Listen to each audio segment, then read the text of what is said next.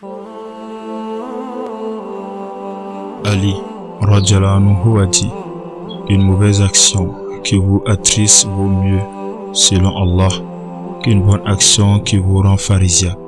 Ibn Atta a exprimé ce sens en disant: Allah pourrait vous ouvrir la porte de bonnes actions, mais pas la porte de l'acceptation. Il pourrait prédestiner que vous commettiez un péché qui devient la raison d'atteindre le droit chemin. Un péché qui vous rend soumis vaut mieux qu'une bonne action qui cause l'arrogance et l'orgueil dans le cœur. Ali radhiyallahu anhu, je crois que tout le monde le connaît, mais Atta ibn Rabah fait partie des pieux prédécesseurs. Il était un noir esclave de l'Abyssinie, actuelle Éthiopie aujourd'hui, mais un grand savant qui enseignait les hadiths. Et ces deux paroles de ces deux personnes, ces deux petites phrases vaut un cahier si on doit les développer. Et si tu veux, je répète encore cette parole, si tu n'as pas encore compris le sens. Une mauvaise action qui vous attriste vaut mieux, selon Allah, qu'une bonne action qui vous rend pharisiaque. Allah pourrait vous ouvrir la porte des bonnes actions, mais pas la porte de l'acceptation. Il pourrait prédestiner que vous commettiez un péché qui devient la raison d'atteindre le droit chemin. Un péché qui vous rend soumis à Allah vaut mieux qu'une bonne action qui cause l'arrogance et l'orgueil dans le cœur. Et franchement, ces paroles m'ont touché. Ces paroles est le résumé de la vie de plusieurs personnes.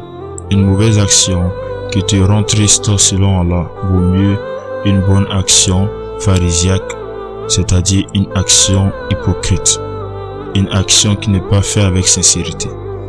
La première des personnes, parmi les gens, il y a des personnes qui font des bonnes actions, mais ces actions sont des actions hypocrites, c'est-à-dire la personne fait ses actions pour s'inventer, pour montrer aux gens qu'il est une bonne personne, alors qu'en réalité c'est noir à l'intérieur. Il cherche à plaire aux gens et non à Dieu. C'est pour ça le prophète alayhi salatu wassalam avait dit auparavant: les trois premières personnes qui seront jetées dans le feu le jour de la résurrection, le jour de Yawm al-Qiyamah, seront les gens qui ont fait des actions pour s'inventer, pour que les gens disent du bien d'eux. Et ces trois premières personnes sont le savant, le riche, l'homme qui est mort sur le chemin d'Allah. C'est pour ça celui qui commet ses erreurs, celui-là qui commet des erreurs et il est triste d'avoir fait et se repent, est mieux que celui qui fait des actions hypocrites pour s'inventer aux yeux des gens. Deuxième des personnes, il y a des personnes qu'Allah les a facilité les bonnes actions, alors qu'en réalité ces gens ne sont pas acceptés par Allah. Allah ne veut pas de leurs bonnes actions, c'est-à-dire que toutes les nombreuses bonnes actions est nul auprès d'Allah à cause de leur croyance ou à cause de leur manque de sincérité envers Allah.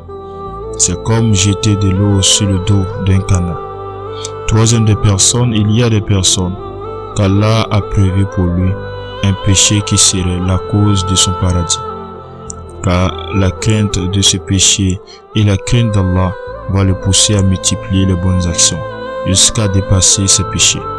C'est pour ça Ibn Mas'ud radhiyallahu anhu a dit: le bon croyant voit ses péchés comme une montagne, alors que l'infidèle voit ses péchés comme une mouche.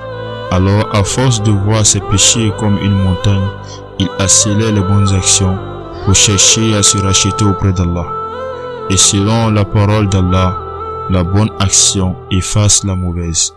Le prophète alayhi salatu wassalam dit: la bonne action est comme l'eau et la mauvaise action est comme le feu. Alors l'eau éteint le feu. Je te donne un exemple de mon ami. J'ai un ami qui est tout le temps à la mosquée, qui jeûne chaque 3 jours dans un mois, qui fait beaucoup de prières surrogatoires et qui aime beaucoup réciter le Coran de temps en temps. Alors, ma curiosité m'a poussé à lui poser une question. J'ai dit: quelle est la chose qui te motive à adorer Dieu autant? Il m'a répondu: à cause d'un péché que je n'arrive pas à arrêter. Quel péché? Ça, il m'a pas dit cela. Et cela montre qu'Allah peut te mettre dans un péché chronique, qui serait cause pour te rapprocher de lui de plus en plus, car la crainte de Dieu serait un moteur pour toujours revenir à Dieu. Et la quatrième personne, il y a des personnes qui ont des péchés qui leur rendent soumis à Allah et qui est la base de son obéissance à Allah. Par contre, il y a des personnes qui s'éloignent de Dieu de plus en plus à cause de leurs bonnes actions, qui les rend orgueilleux et arrogants.